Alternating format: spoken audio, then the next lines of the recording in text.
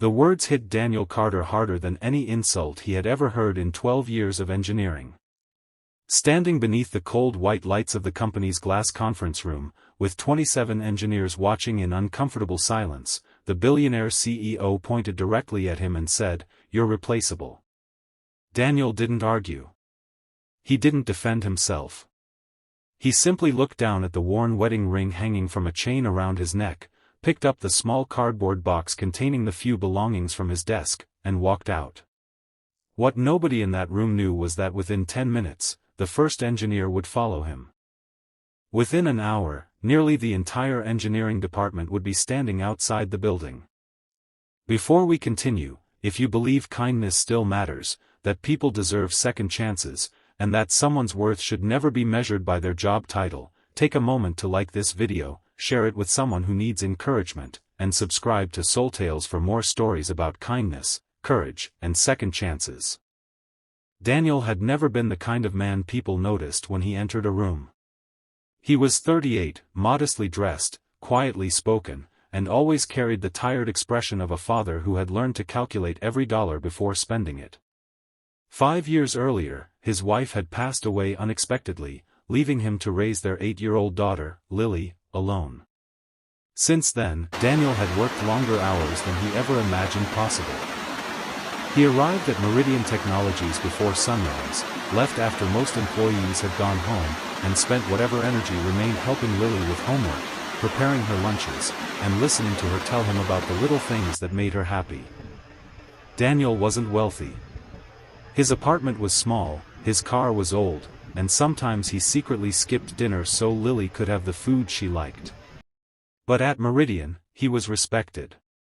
He had designed safety systems, rescued failing projects, and once prevented a multi-million-dollar contract from collapsing after discovering a critical flaw only hours before a major demonstration. His coworkers knew that if a problem seemed impossible, Daniel would stay until he found a solution.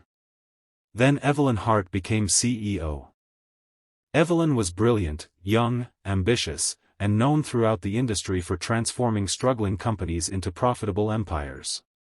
She had inherited nothing and trusted almost nobody. To her, numbers were proof, results were everything, and employees were resources. She believed loyalty was something companies purchased with salaries, not something people earned through trust. At first, Evelyn barely noticed Daniel. Then she noticed that engineers listened to him more than they listened to management. They came to him with problems. They asked his opinion before making technical decisions. Younger employees stayed late because Daniel stayed late. When someone had a family emergency, Daniel quietly covered their shift. When a new engineer made a mistake, Daniel corrected it without humiliating them. Evelyn interpreted all of that as weakness. The confrontation came during the most important project in Meridian's history. The company was preparing to launch a revolutionary energy management system that could secure a massive international contract. Evelyn wanted the project completed in 6 weeks. Daniel knew it required at least 10. The deadline was dangerous, and he repeatedly warned the executive team that rushing the final testing could put lives and the company's reputation at risk. Evelyn didn't appreciate being challenged. During the final project meeting, she accused Daniel of slowing the team down. The room became silent as she questioned why someone with his salary and position couldn't simply follow instructions. Daniel calmly explained the technical risks, but Evelyn had already made up her mind.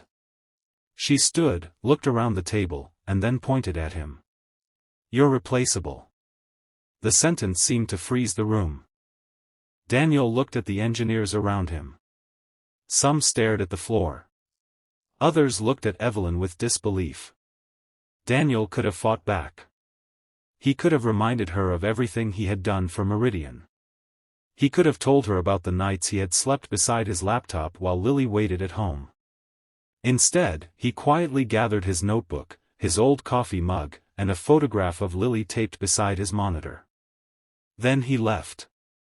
In the hallway, Daniel stopped for a moment and took a breath. He wasn't angry. He was exhausted. For years, he had taught Lily that dignity wasn't something another person could give or take away. Now he had to prove that lesson to himself. Behind him, the conference room remained silent. Then one engineer stood. His name was Marcus, a young father whom Daniel had mentored from his first week at Meridian. Marcus placed his access badge on the conference table and followed Daniel. Another engineer stood. Then another. Within minutes, the conference room was nearly empty. Evelyn couldn't understand what was happening. She demanded explanations, but the engineers didn't insult her.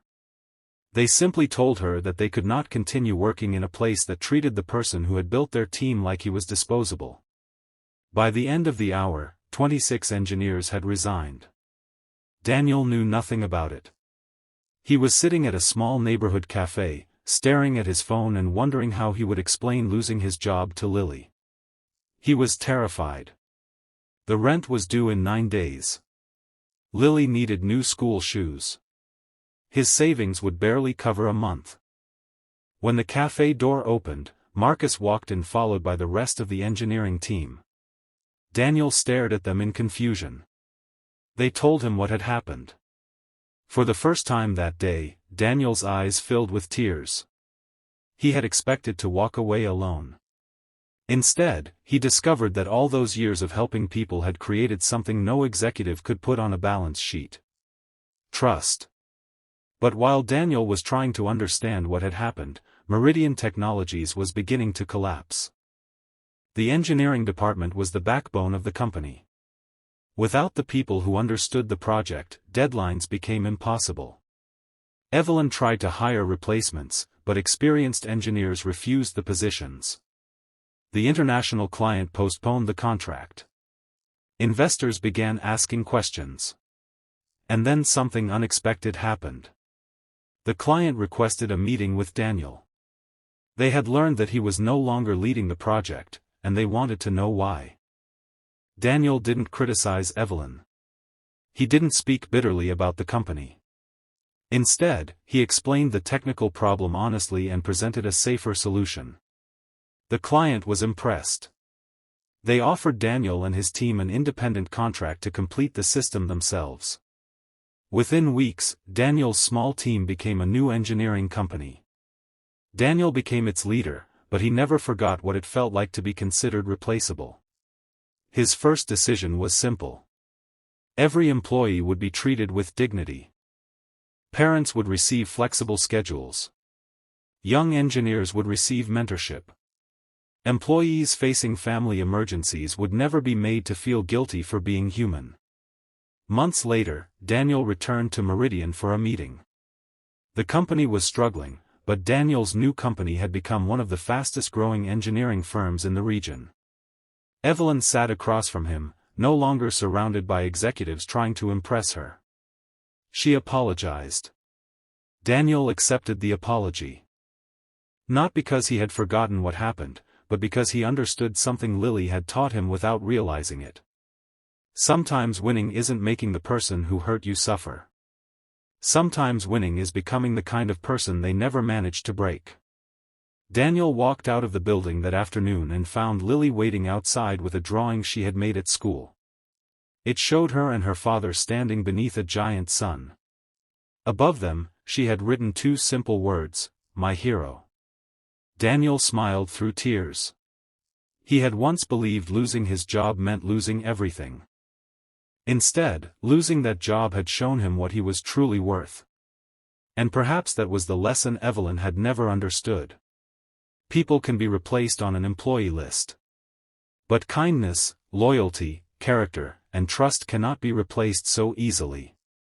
If this story touched your heart, please like the video, share it with someone who believes good people still exist, and subscribe to SoulTales. Your support helps us continue telling stories that remind us that one act of kindness can change a person's entire life.